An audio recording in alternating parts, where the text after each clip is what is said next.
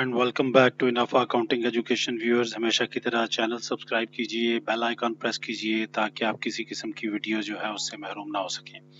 Viewers, बहुत demand थी इस टॉपिक की कि एक बैंक रिकॉन्सिलिएशन स्टेटमेंट जो है उन पे एक लेक्चर जो है वो रिकॉर्ड किया जाए। सो आज का लेक्चर जो है वो ये बैंक रिकॉन्सिलिएशन स्टेटमेंट पे है। मैं आप लोगों को समझाऊंगा कि specially exam point of view से कि अगर ACCA CA या किसी भी क्वालिफिकेशन में अगर आपको MCQs या इवन लॉन्ग क्वेश्चंस आते हैं तो आपने उनको किस तरह से अटेम्प्ट करना है जो बैंक रिकॉन्सिलिएशन से रिलेटेड है। सो व्यूअर, सबसे पहले तो आप अपने पास दो अकाउंट्स बना लें, एक कैश बुक का अकाउंट और एक बैंक स्टेटमेंट का अकाउंट। टी अकाउंट फॉर्म है जिस तरह आपको ये सामने यहाँ नजर आ रहे हैं। एक कैश बुक बना लें और उसी के नीचे आप बैंक स्टेटमेंट बना लें। ये अकाउंट आपने राइट लेफ्ट नहीं बनाने, ऊपर नीचे बनाने हैं। हाँ, बेशक बैंक स्टेटमेंट आप ऊपर बना लें, कैश बुक नीचे बना लें, उससे फर्क नहीं पड़ता। बट सबसे पहले अकाउंट ओपन करें। अकाउंट ओपन करने के बाद हम सबसे पहले इनसे रिलेटेड जो बैलेंसेस हैं उनको डिस्कस करेंगे। तो सबसे पहले अगर क्वेश्चन में गिवन है कि कैश बुक, हमारे पास कैश बुक के मुताबिक बैंक में नेगेटिव बैलेंस है, यानी ओवरड्राफ्ट है बैंक में। ओवरड्राफ्ट मींस कि हमने अपनी जो अकाउंट में लिमिट है, अकाउंट में जो पैसा पड़ा है उससे ज्यादा इस्तेमाल कर चुके हैं। तो एक्चुअली हमारे मुताबिक, कैश बुक के मुताबिक हमारी वो लायबिलिटी है। तो अगर हमारी लायबिलिटी है तो हम उसको क्या करेंगे, एज अ क्रेडिट बैलेंस लिख देंगे, opening balance on the credit side. याद रखिएगा, हमारा जो क्रेडिट बैलेंस होता है बैंक का डेबिट बैलेंस है, क्योंकि हमने बैंक के पैसे देने हैं ना, तो जाहिर है बैंक ने हमसे लेने हैं, तो बैंक इसी चीज को अपने एज एसेट डेबिट साइड पे लिख रहा होगा। सो अब क्वेश्चन हमें अगर वो कहता है कि कैश बुक के मुताबिक ओवरड्राफ्ट है तो आपने कैश बुक में क्रेडिट साइड पे बैलेंस लिख देना है, और अगर वो कहता है कि बैंक स्टेटमेंट के मुताबिक ओवरड्राफ्ट है तो फिर आपने बैंक स्टेटमेंट के अकाउंट में डेबिट साइड पे ओवरड्राफ्ट लिख देना है। अपोजिट में अगर हमारा कैश पॉजिटिव है, पड़ा है बैंक में, तो डेफिनेटली हम अपने पास कैश बुक में एज एन एसेट रिकॉर्ड करेंगे। ओपनिंग बैलेंस डेबिट साइड पे आ जाएगा। आपको पता है कि एसेट का ओपनिंग बैलेंस डेबिट साइड पे होता है। और अगर वो बैंक स्टेटमेंट का बैलेंस है, यानी वो कहता है कि बैंक स्टेटमेंट के मुताबिक बैंक में कैश पॉजिटिव है, हमारा कैश पड़ा है, तो वो बैंक वालों की लायबिलिटी है, क्योंकि जितना कैश हमारा बैंक में होता है वो बैंक की लायबिलिटी है। बैंक, हमारा जितना पैसा बैंक में जमा होता जाए बैंक अपनी लायबिलिटी बढ़ाता जाता है। मोस्टली हम, पता है, ये बात बैंक से पूछते हैं, वो जनाब वो एक कस्टमर ने मुझे चेक दिया था, आपने अभी तक मेरे अकाउंट में क्रेडिट नहीं किया। सो क्रेडिट न करने से क्या मतलब है, आप बैंक वालों से पूछ लेते हैं कि जनाब आपने अभी तक अपनी लायबिलिटी क्यों नहीं रिकॉर्ड की है। ठीक है, जो एक चेक था उसकी आपने लायबिलिटी क्यों नहीं रिकॉर्ड की है अभी तक। सो आपने उसको जब जब भी हमारे अकाउंट में पैसे बढ़ेंगे तो लायबिलिटी बैंक वालों की बढ़ेगी, तो बैंक वाले क्रेडिट करेंगे। जब जब हमारे अकाउंट से पैसे कटेंगे, बैंक वालों की लायबिलिटी कम होगी, तो वो अपने पास एक डेबिट एंट्री रिकॉर्ड करेंगे। बट हमारे पास कैश बुक में चूंकि वो एसेट है, तो जब जब हमारा कैश बढ़ेगा बैंक में हम उसको डेबिट करेंगे, जब जब वो कम होगा तो उसको हम क्रेडिट रिकॉर्ड करेंगे। अब गाइस, तीन किस्म के चेक्स हैं जिनका रोल होता है इस बैंक स्टेटमेंट में। एक है जिसको हम कहते हैं अनप्रेजेंटेड चेक्स। जैसा कि आप देख रहे हैं कि बैंक स्टेटमेंट में डेबिट साइड पे ये एंट्री अपीयर हुई है। इसको बैंक स्टेटमेंट में डेबिट साइड पे क्यों लिखते हैं, इसको अभी हम डिटेल में डिस्कस करते हैं। तो सबसे पहले हम डिस्कस करते हैं कि अनप्रेजेंटेड चेक्स जो हैं वो होते क्या है।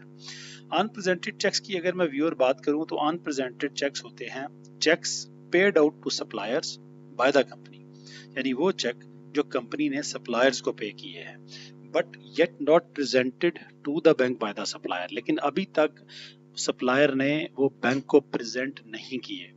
अब आप देखें कि जब कंपनी ने बैंक को, सप्लायर को वो चेक पे किया, तो डेफिनेटली कंपनी ने अपने पास क्या एंट्री रिकॉर्ड की होगी, पेएबल, डेबिट, कैश, क्रेडिट, क्योंकि सप्लायर को पेमेंट कर दी, पेएबल को डेबिट कर दिया और कैश बुक में क्रेडिट एंट्री रिकॉर्ड कर दी। हम एज्यूम करते हैं कि अच्छा, अगर वो बंदा सप्लायर जो कि चेक अभी तक जेब में डाल के बैठा है, अगर वो बैंक पहुंच जाए तो डेफिनेटली हमारे अकाउंट से पैसे कट जाएंगे। तो हम फर्जी तौर पे एज्यूम करते हुए बैंक स्टेटमेंट में उसको डेबिट कर देते हैं, ये एज्यूम करते हुए कि लेट से हमारे पैसे कट गए हैं, इसलिए ये बैंक स्टेटमेंट में एक डेबिट एंट्री आती है, डेबिट साइड पे हम इसको लिख देते हैं। हम बैंक स्टेटमेंट अमेंड नहीं कर सकते, bank statement is a document prepared by the bank, हम उसको अमेंड नहीं कर सकते, लेकिन कम से कम हम एज्यूम तो कर सकते हैं ना कि अच्छा, अगर बैंक के पास ये बंदा पहुंच जाए और बैंक उसको रिकॉर्ड कर दे तो बैंक क्या करेगा, बैंक उसको डेबिट करेगा। इसी चीज को जरा हम एक फ्लो चार्ट की सूरत में भी देख लेते हैं। अनप्रेजेंटेड चेक्स कौन से चेक्स होते हैं? Company paid cheques to the supplier, company जब वो चेक सप्लायर को पे करती है, supplier still not yet presented to, supplier जेब में लग के बैठा हुआ है, bank to bank, supplier has not yet presented those cheques to the bank.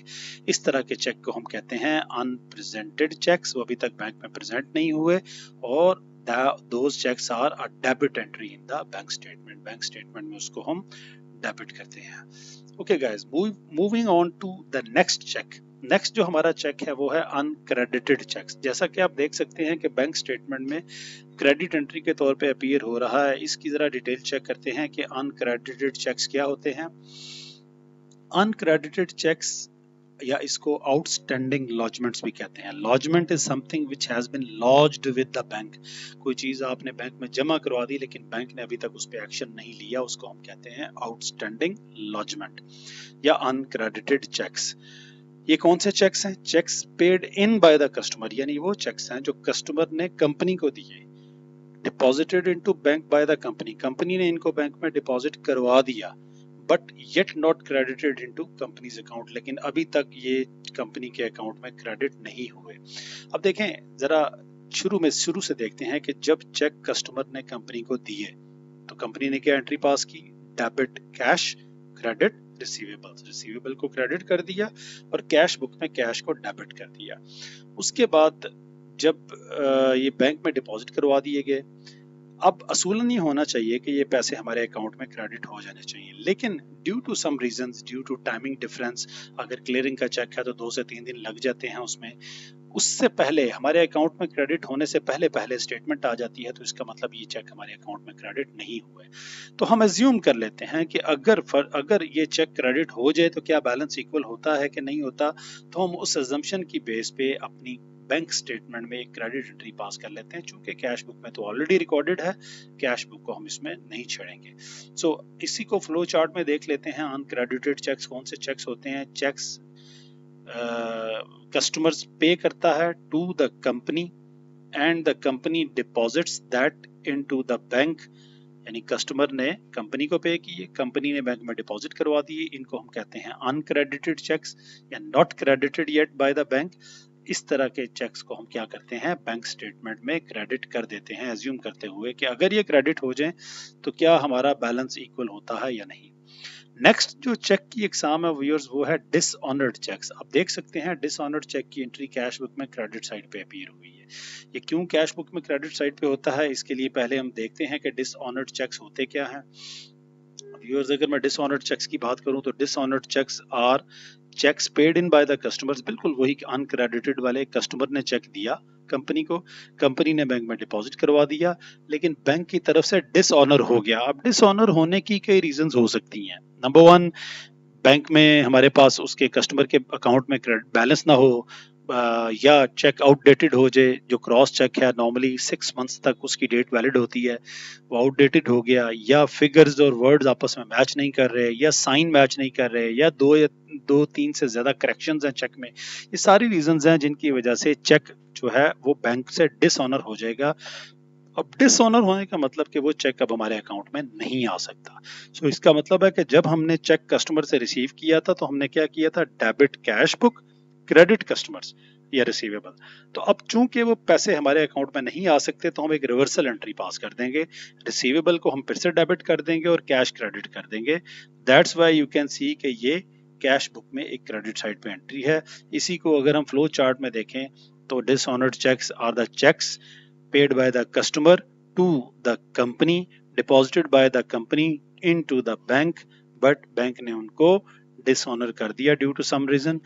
Those are recorded as a credit entry in cash book. तो उसको हम कैश बुक में क्रेडिट एंट्री के तौर पे रिकॉर्ड करते हैं।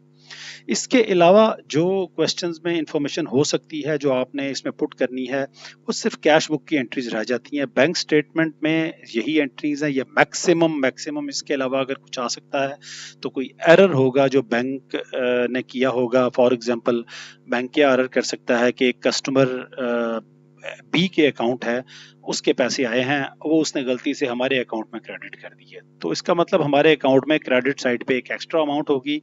ऑल वी डू, हम बैंक स्टेटमेंट को डेबिट कर देंगे, यानी एरर जिसमें होता है उसी में रिकवर होता है।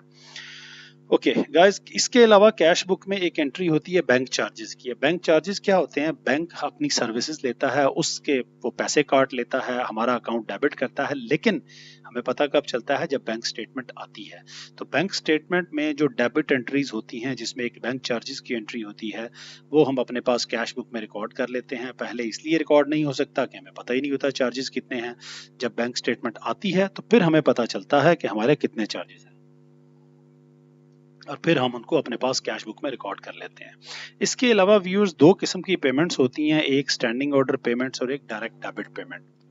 अब स्टैंडिंग ऑर्डर पेमेंट क्या होती है? स्टैंडिंग ऑर्डर कहते हैं कि जब फर्ज कर लें मेरा एक बेटा है जो कि कराची में पढ़ता है यूनिवर्सिटी में, मैं चाहता हूं कि हर महीने की 5 तारीख को उसको 10,000 मैं पॉकेट मनी भिजवा दिया करूं, तो उसके लिए मैं उसको कहता हूं बेटा आप भी वहां पे अपना एक अकाउंट ओपन करवा लो बैंक में। मैं अपने बैंक को एक ऑर्डर दे दूंगा कि यार हर महीने की 5 तारीख को 10,000 रुपए आपने मेरे अकाउंट से निकाल के मेरे बेटे के अकाउंट में डाल देना है। This is called standing order.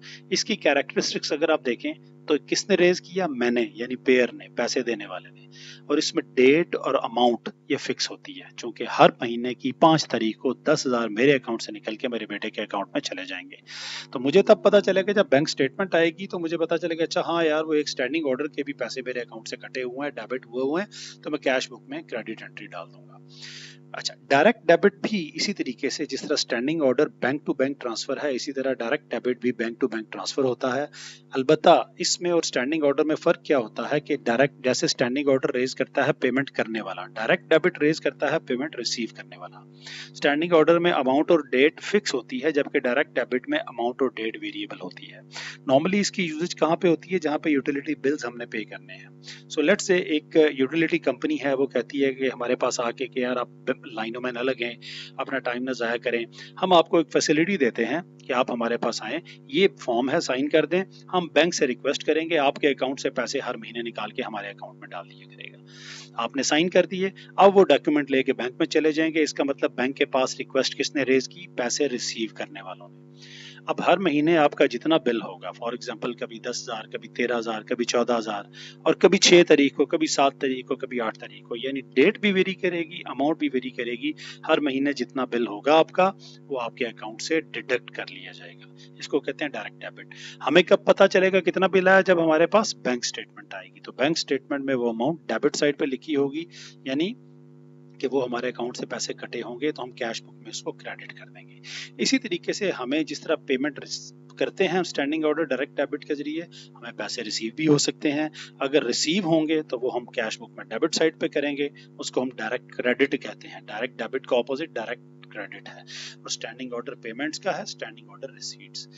तो ये मैक्सिमम एंट्रीज हैं जो आप अपनी कैश बुक और बैंक स्टेटमेंट में लिख सकते हैं। आपकी क्वेश्चंस में इस सारी नहीं आएंगी, डेफिनेटली चंद एक ट्रांजैक्शंस आपको देगा, बैलेंस देगा। सबसे पहले बैलेंस लिख लें, उसके बाद फिर आपको जो जो ट्रांजैक्शंस दे रहा है आप अप्रोप्रिएटली अकॉर्डिंगली उस ट्रांजैक्शन को उस अकाउंट में डेबिट या क्रेडिट कर दें। उसके बाद बारी आती है रिक्वायरमेंट की कि क्वेश्चन में रिक्वायर क्या कर रहा है। अगर हम रिक्वायरमेंट की बात करें तो रिक्वायरमेंट मैक्सिमम 4 किस्म की हो सकती हैं, ठीक है। There are 4 types of requirement by the question. अब वो कौन कौन सी होंगी रिक्वायरमेंट? सबसे पहले तो क्वेश्चन आपका रिक्वायर कर सकता है कि आपको कैश बुक का बैलेंस गिवन हो और बैंक स्टेटमेंट का बैलेंस रिक्वायर्ड हो, या वाइस वर्सा, यानी बैंक स्टेटमेंट का बैलेंस गिवन है और कैश बुक का बैलेंस रिक्वायर्ड है।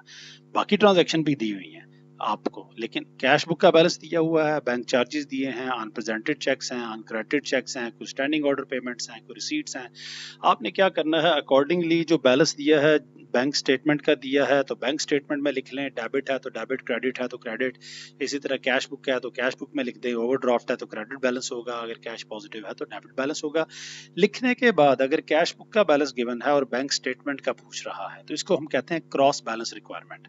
क्रॉस बैलेंस रिक्वायरमेंट की सूरत में आपने क्या करना है, जो दोनों अकाउंट, दोनों से मुराद कैश बुक और बैंक स्टेटमेंट, अभी थोड़ी देर पहले मैंने आपको कहा था कि ये अकाउंट्स आपने ऊपर नीचे बनाने हैं, तो आपने क्या करना है, इन दोनों अकाउंट्स को सिंगल अकाउंट कंसिडर करना है। यूं समझे कि बीच में बैंक स्टेटमेंट जो है ये है ही नहीं, consider bank statement as not existing. इसकी कंप्लीट यानी सिंपली हेडिंग उसकी नहीं है, तो कंप्लीट क्रेडिट साइड को ऐड कर लें, कंप्लीट डेबिट साइड को ऐड कर लें। Balancing figure would be your answer as opening balance, यानी कैश बुक का बैलेंस गिवन है तो बैलेंसिंग फिगर अगर क्रेडिट साइड पे आ रहा है तो वो बैंक स्टेटमेंट का ओपनिंग बैलेंस होगा, क्योंकि याद रखिएगा ओपनिंग बैलेंस जिस साइड का होता है उसी साइड पे आता है। So it would be opening balance of bank statement credit side पे आया तो इट मींस कि हमारा कैश पॉजिटिव पड़ा है। और अगर बैंक स्टेटमेंट को उसने बैलेंस दिया है और तमाम की तमाम चीजें बैलेंस करने के बाद आपका बैलेंस डेबिट साइड पे आया है और कैश बुक का बैलेंस पूछ रहा है, तो वो कैश बुक का ओपनिंग बैलेंस होगा। बात समझ आई? क्रॉस बैलेंस हो, दोनों अकाउंट को सिंगल कंसिडर करें, डेबिट क्रेडिट को टोटल करें, बैलेंसिंग फिगर जिधर आती है वो लिख लें, your answer is opening balance. Consider both account as one and the balancing figure is the answer as opening balance. दूसरी व्यूअर्स जो रिक्वायरमेंट हो सकती है वो कहता है कि same account adjusting balance is required, यानी कैश बुक का बैलेंस दिया है, बाकी ट्रांजैक्शंस दी हैं और कैश बुक का ही एडजस्टेड बैलेंस चाहिए। इन दिस केस व्यूअर्स आपने सिंपली उस अकाउंट को बैलेंस कर लेना है, यानी अगर कैश बुक का बैलेंस है तो याद रखिएगा अनप्रेजेंटेड और अनक्रेडिटेड चेक्स तो बैंक स्टेटमेंट में लिखे जाएंगे, ये कहीं भी अकाउंट फॉर नहीं होंगे। सिंपली आपने कैश बुक के अकाउंट को बैलेंस कर लेना है, बिल्कुल ऐसे जैसे हम नॉर्मल टी अकाउंट बैलेंस करते हैं, और हमारा आंसर जो आएगा वो क्लोजिंग बैलेंस होगा। क्यों? क्लोजिंग बैलेंस से क्या मुराद है कि अगर वो इस तरफ बैलेंसिंग फिगर आता है क्रेडिट साइड पे तो इट्स अ डेबिट बैलेंस, और अगर वो बैलेंसिंग फिगर डेबिट साइड पे आती है तो it is a credit balance. ये ज़हन में रखिएगा बात। उसके बाद तीसरी जो रिक्वायरमेंट है, दूसरी को रिक्वायरमेंट देख लें, अगर same account adjusted balance required है, simply calculate the balancing figure of that account, answer will be the closing balance. Answer जो है वो आपका क्लोजिंग बैलेंस होगा। इसके बाद चौथी रिक्वायरमेंट क्या हो सकती है, what amount is to be recorded in statement of financial position. Statement of financial position में पूछ रहा है क्या है, इस सूरत में आपने क्या करना है, balance the account whose opening balance is given, the answer is closing balance.